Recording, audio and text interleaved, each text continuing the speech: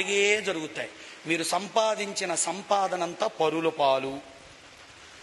ఎవరు చెప్పండి? XYZ, NT Ramarao, YSR, ANR ఎవడు తీసుకుపోవాలా? ఆస్తులు జయలలిత కూడా తీసుకోవాలా, చివరికి సత్య సాయిబాబా గారు కూడా తీసుకుపోవాలి. అందరూ పంచుకున్నారు చుట్టూతా. Correct or not? కాబట్టి సంపాదించిన సంపద పరుల పాలు. చెప్పాలా? సంపాదించిన సంపద. ఈ శరీరము అగ్గిపాలు. ఏం పాలండి? జై గురుదేవ్.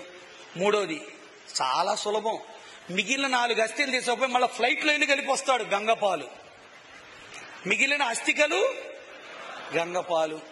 చివరికి ఏమన్నా ఆత్మరూపంలో వస్తాడేమోనని కొడుకు జాగ్రత్తగా 4 ముద్దలు పెడతాడు, కాకిపాలు.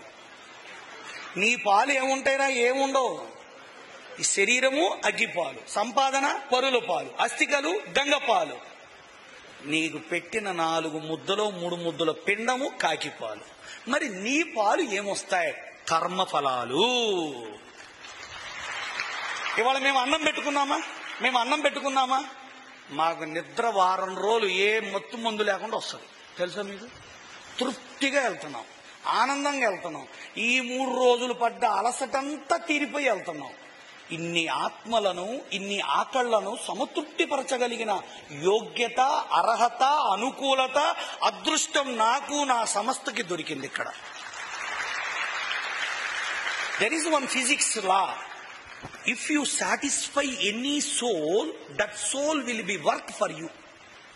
ఏమండోయ్, సహాయం చేసుకున్న మనిషి మర్చిపోతాడేమో కానీ వాడు ఆత్మ మర్చిపోదు.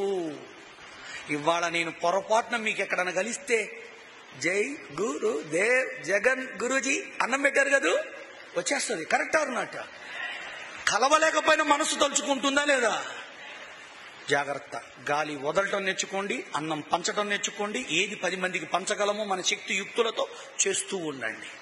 జీవితంలో దయచేసి నటించకండి.